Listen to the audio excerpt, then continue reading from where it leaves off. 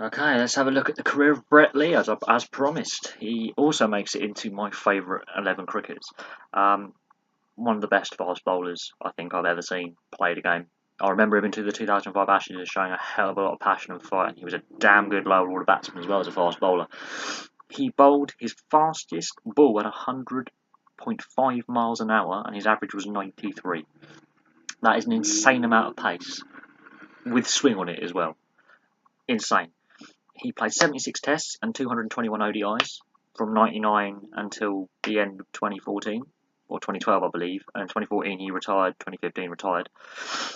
He took 310 test wickets and 380 ODI wickets, but it's where he gets his test runs. This is where I find amazing how many runs he scored. He scored 1,451 runs in tests with 5 half centuries. He scored 1,176 ODI runs with 3 half centuries. He scored over 2,120 first-class domestic, both here in England and over in Australia, first-class runs with eight half centuries. And he also scored 1,365 List A, which is T20 and shorter formats of one-day cricket domestically. Runs. He could hit a ball. He could score 50s when needed. He was a very good lower-order batsman. That's proven at Trent Bridge with Michael Kasperovich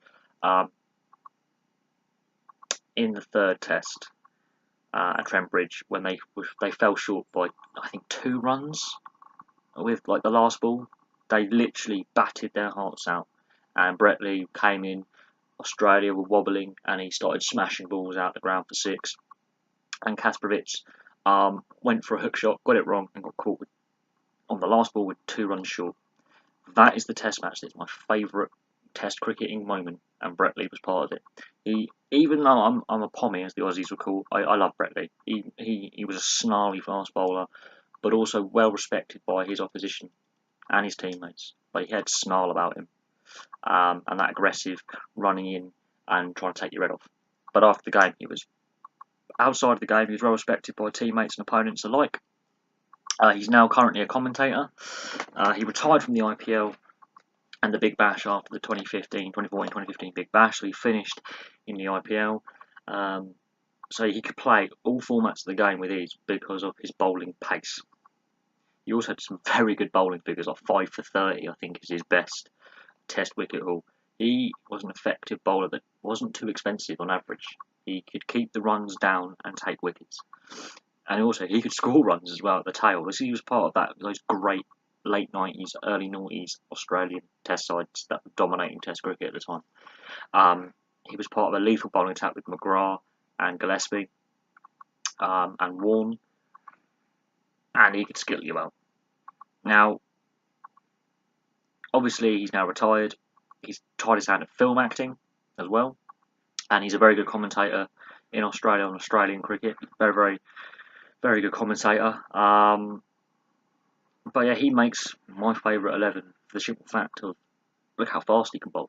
I've got him in there with Wazim Akram. These are 2 of the fastest bowlers ever, averaging 93 mile an hour. Imagine trying to face that as not only a tail-end batsman, but middle order or even opener. If you're facing Brett Lee and he can bowl up to 100 mile an hour at the top end, imagine trying to face that and keep your head on.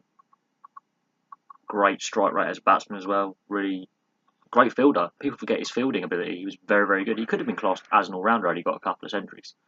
He would have probably got classed as an all-rounder, but he didn't get any he didn't get any first-class centuries.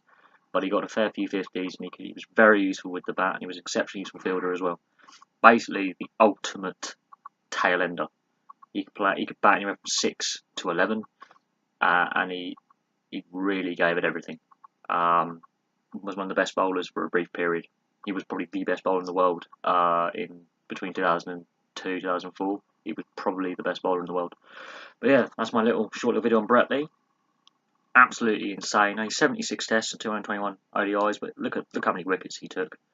I mean, I didn't even get into his first class wickets because he had more games in first class cricket, so he would have taken more.